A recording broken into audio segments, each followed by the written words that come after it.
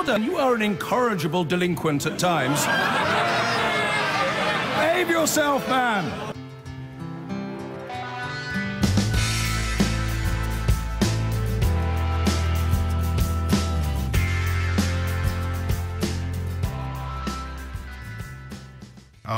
Just towards the end of the last hour, one father rang in with a story of social media corruption or social media dangers that Beth, the producer, felt it would be remiss of us not to hear. So we're going to return to that subject for the duration of this call, and then we'll turn our attention together just to the simple question. Also, you know, it would be new fast food shops, would it? Or would it actually involve the closing of ones that are already there? Because that seems very heavy-handed. We'll find out shortly. 6 minutes after 12 is the time.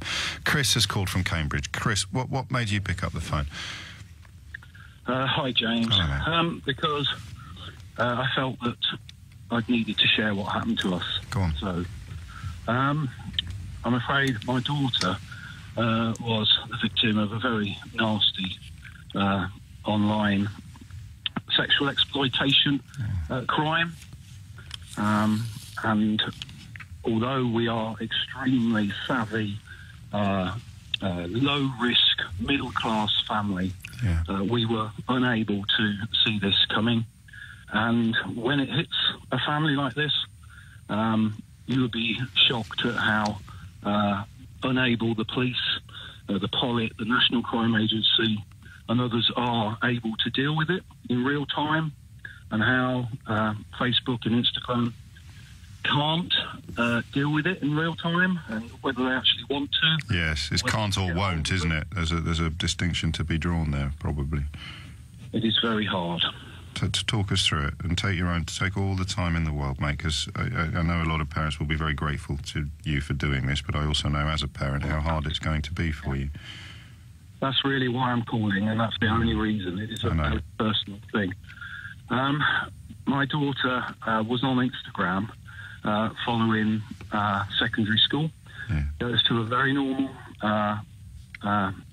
secondary school, and when they started there, we allowed some social media access, and we were very, very careful about how to do that. And we agreed that she could be on Instagram with her friends on the basis that we were also her friend on Instagram, and therefore we could see any posts that were going on, and we could see what was going on her social media. And that was fairly successful, or so we thought, policy. Unfortunately, out of nowhere, we discovered that she had been groomed by an online paedophile group who had made friends with her and convinced her to share, very nasty images and videos, and completely they threatened her with horrible, horrible things. So it escalates, doesn't it? You start off doing something that involves a degree of persuasion, and once you've done that, they threaten to share that if you don't do something else. Is that right? I don't want to... It's hugely, so it's a bit like manipulative relationships in grown-ups. Yes. But obviously, these people are, very, very clever and know exactly what they're doing. And did your little girl think that... 12, 13-year-old. Did she think she'd found a boyfriend or something like that? Correct, yeah. Oh, so God. And she knows not to talk to people she doesn't know, not to reply to messages, but they put their web out across all kinds of things. So they go, "Hi, I see you like horse riding, or I see you like Ed Sheeran," and once a conversation begins, and for her it was, "Who are you? Leave me alone." Yeah. That's all it took for them to say, "Hi, no, it's okay. We know each other through this group." Right. And then over time, because they're dealing with 50 or 60, they're doing it with 50 or 60 people all at the same time, they convince you to become more intimate and share an image. Yeah. And it's probably not, well, it wasn't a pornographic image. And then they convince you to, then they manipulate that and say, "Oh, I need more. I'll share this with your friends if you don't show me more." Yeah. Before you know what's going on, it is out in the open, horrible threats. So it becomes, "We will kidnap you, murder you, share this with your friends and family." if you don't video stream, live video stream, all kinds of stuff. At what point did you find out, and how did you find out? So I mean, this is a bomb that has gone off in our family. I know. All right, I took a month off work while we dealt with this. We were in the middle of a huge police and criminal investigation. Christ. This ring were from Saudi Arabia. God. These people. We only found out because she couldn't cope anymore and turned her phone off, and they shared images with all her school friends. And as you can imagine, that exploded. Yeah. Okay, now, why I need to tell you is there is no control over this. They don't need to register. Nobody needs to register to be on Instagram. It is riddled with paedophiles from all over the world seeking people to exploit, to sell images and videos. And Facebook can do nothing about it because they don't. If they close, what they do is they finally trap them, and then they shut it down, and then they pop up again. Of course they do, and there's no recourse, especially given the international dimension that you've just described. Well, what could they do? You're hardly going to be able to get the Saudi Arabian authorities to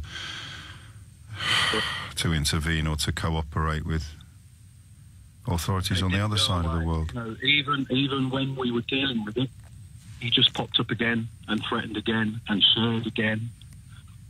And it's just a relentless... How is she, Chris? How is your girl? She's safe now. She's okay. She's having counselling. Mm. How are you? Well, not good. It's really... is anyone looking after you, mate? Yeah, we're talking to people. Okay. You know, in fact, part of it, I am extremely, both me and my wife, very resourceful people. Yes. So we managed to get hold of Facebook at a very high level. Yes. You know, while this was going on, plus we were dealing with the most senior paedophile police expert at the National Crime Agency directly, and we still couldn't. You know, and other people, if you didn't have that leverage, it would go on longer and be worse.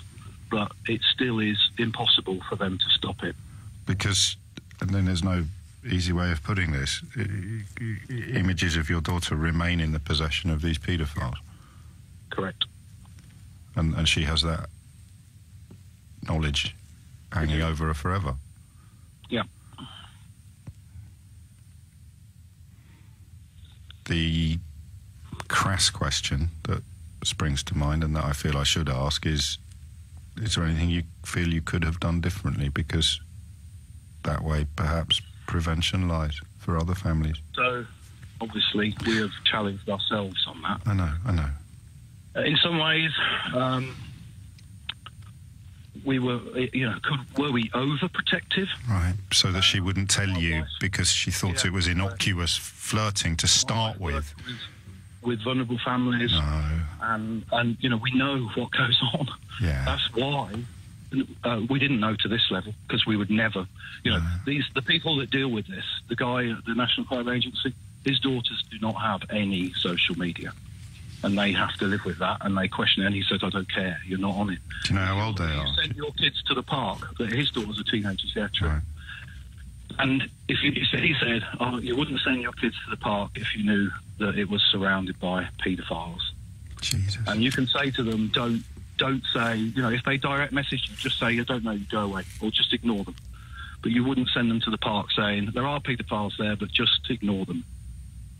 And in fact, not only are they paedophiles, but they don't look like paedophiles, they look like kids, and they look like your friends, and they're trying to make friends with you. Just ignore them. Just only ever communicate with people you know in real life. If you have to communicate with anyone or take it away from them completely. I want you to understand something. I asked that question because everybody listening would expect me to. But I think one of the hardest things to accept, especially as a parent, is that you can never, ever do everything right. Or rather, you can do everything right and never, ever, ever insulate yourself from horrors coming into your life. We try to kid ourselves that we can. And I'm sure you and your wife must have beaten yourselves up to the nth degree, but sometimes really awful things happen to really good people for no reason other than dumb luck, don't they? Yeah. Or a degree, perhaps, of, I don't know, just changing worlds and individuals not keeping up with them. James, do you know, I think we will look back in 10 years and be shocked with ourselves that this Wild West approach to these things was the way it was. I question Facebook about why you don't have to wait an hour to open an Instagram account. Yeah, why just to check something. Not an hour, a day. You know, why can't you say it takes 24 hours and, you know, you should register an address or a name? And their answer was because we need to be a free service across the world, across oppressed nations, and et cetera, et cetera. But it is a complete free-for-all, and I think we will wake up one day and realise that this is happening all over the country to all kinds of families, and it is shocking. And I know why you rang in, and I know that what you hoped to achieve will have been achieved. Somebody somewhere will make a little check or have a little conversation or ask a little question way, way, way earlier than they would have done otherwise, and as a result of doing that, they will prevent a similar situation developing in their own family. And that is why I shake you by the hand, metaphorically speaking, because that was proper brave and proper decent of you to share, mate. Okay. All right. Mind how you go. It's not actually on Jeremy Hunt's lists of things to be concerned about, but it's certainly on mine now. It's a tough one, isn't it, to follow something like that?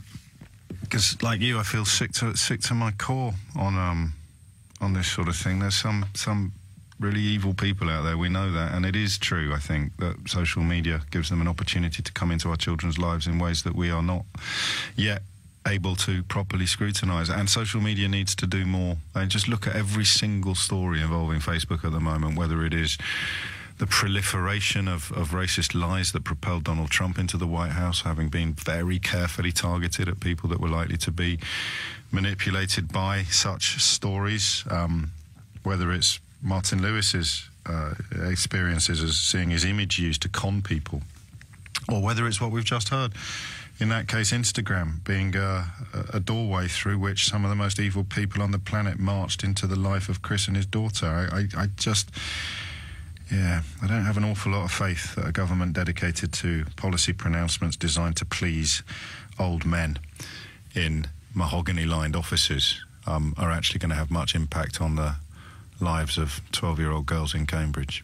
Just a suspicion I've got, compounded by the fact that Jeremy Hunt has presided over tens of millions of pounds worth of cuts to children's mental health services, and yet 6 months ago announced a, quotes, working group to look at the impact of social media on children's mental